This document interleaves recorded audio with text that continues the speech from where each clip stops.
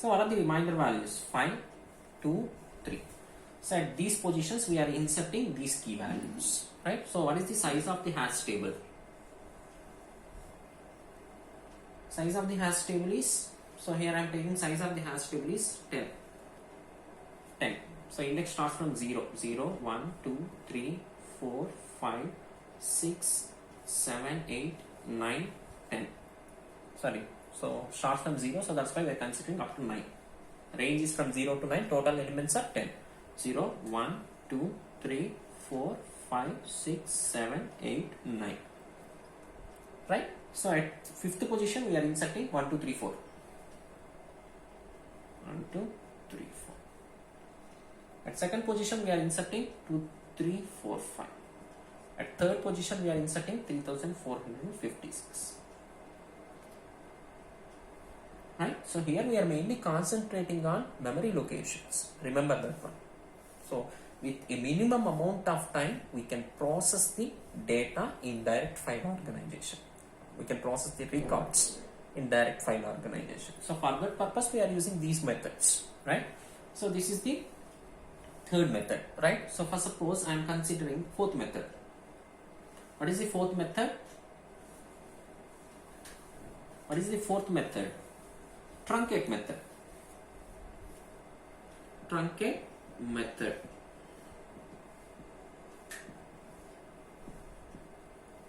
Truncate method, right? So here, for suppose I want to insert 1, 2, 3, 4, 5, 6, 7, 8. Right? So here this is our k value and size of the hash table is 10.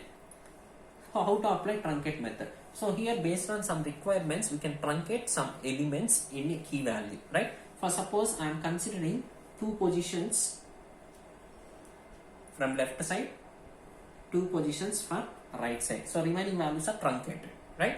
So then we are considering k value is 1 to 7, 8. 1 to 7, 8. So here we are applying directly division method or we are applying folding method based on shift parameter, then we are applying division method. So that is also right thing, right? So here I am applying directly division method. So what is the remainder? 1, 2, 7, 8. So 10. So 10 ones are 10. 2, 27. 10 2s 20. 27. 10 7s 78. So at 8th position we are inserting this value. So simply based on user requirements we are considering some elements in k value, remaining values are truncated, right? So at 8th position we are inserting 1, so this record, so 0, 1, 2, 3, 4, 5, 6, 7, 8, 9. So at 8th position we are inserting 1, 2, 3, 4, 5, 6, 7, 8. Right? So this is about truncate method. So what is the main target of our concept? To retrieve or to process, to access any record with a constant amount of time. So as well as we can access the records randomly. We can access the records randomly, right? So here, in what is the major drawback in hashing? In some cases, same element is occupied by more than one key element. In such cases, collision problem is occurred. So to overcome that drawback, we are using various collision resolution techniques. So that can be discussed in previous videos, right? Please just go through that videos. You can understand everything. What is collision and what is collision resolution techniques and how to implement collision resolution techniques, right? So here, these are the two methods in direct file organization, right? So coming to advantages.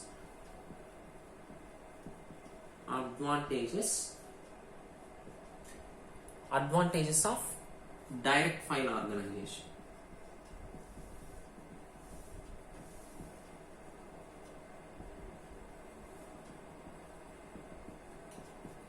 What are the advantages of direct file organization? right? So what is the advantage? Any file can be accessed directly, right? So that is the first advantage. Any file can be accessed directly with a constant amount of time.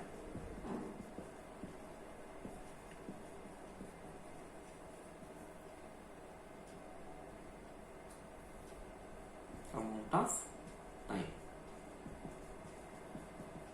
So coming to Second advantage, very faster when compared to sequential file organization, right? so here processing is fast when compared to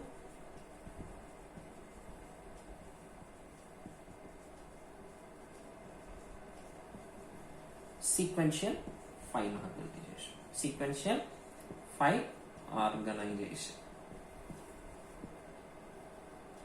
Right? So these are the two advantages of direct file organization, right? So coming to what are the drawbacks? What are the drawbacks of sequential file organization? Right? So here coming to drawbacks. Sorry.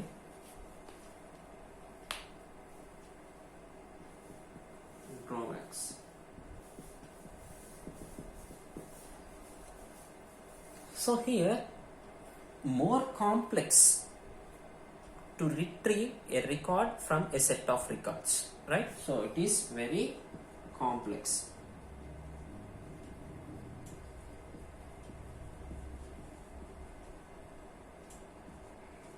When compared to sequential file organization. Sequential file organization.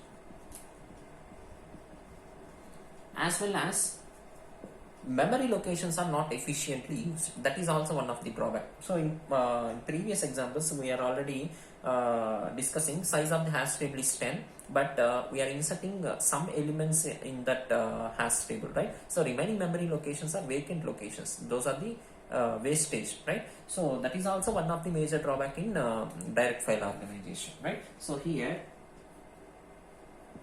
memory locations are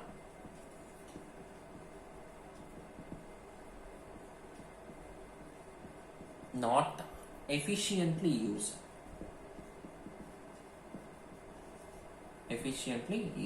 So these are the major drawbacks, right? then we are discussing what is the real-time example for direct file organization. So what is the real-time example for Direct file organization, right? So for suppose if I want to process disk information or to access some data from the disk, what is the general process, right? So before going to that example, generally What is the structure of disk? So the best real-time example is to process or to access the records from a disk. So that is the best example for direct file organization, right? So here I am considering one disk. Here I am considering one disk. Right? So this disk can be divided into several logical portions called as tracks, right? So these are nothing but physical, logical. So logical portions are called tracks. So these are nothing but track 0, track 1, track 2, track 3, Track 4, right? and it can be divided into several sectors also. These are nothing but sectors, right? So sector 0, sector 1, sector 2, sector 3, sector 4, sector 5, sector 6. This is track 0. So track 0, track 1, track 2, track 3, track 4.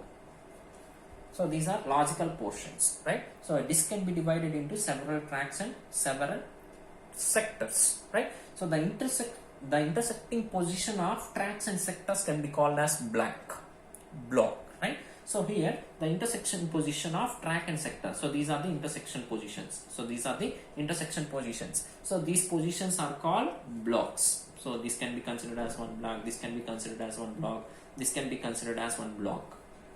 So all of the intersection positions can be considered as one block, right? So to access any information on the disk, we should know what is the track number and what is the sector number, right? For suppose if I want to insert this position, so I want to access this position, we should know what is the track number, what is the track number and sector number for this block. So this is nothing but block.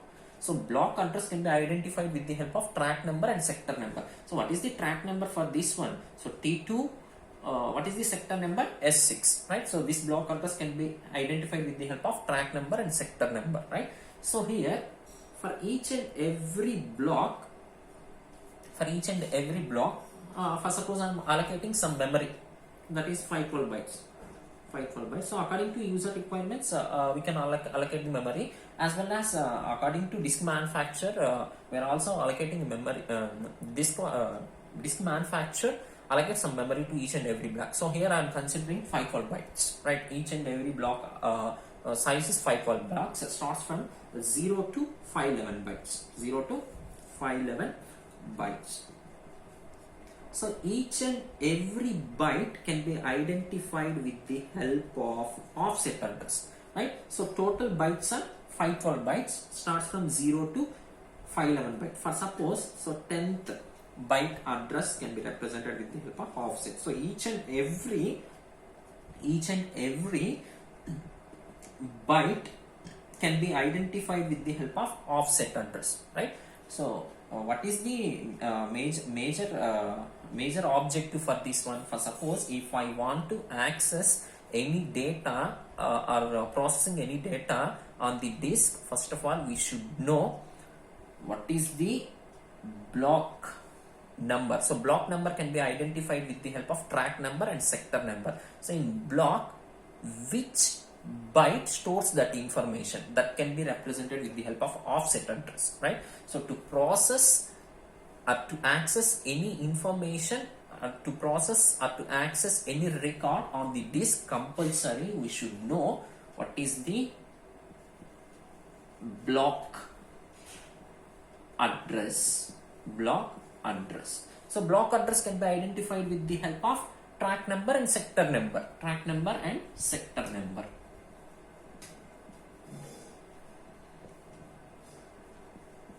And also a block contains number of bytes.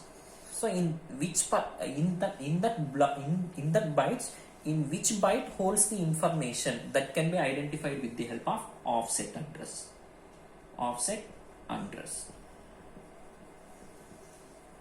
So suppose if I want to store the R6 record in this block. So first of all we can identify the track address and sector address. So this is in between of T2. So T2 S6. So for this block I am allocating 512 bytes. In that I want to store 10th byte.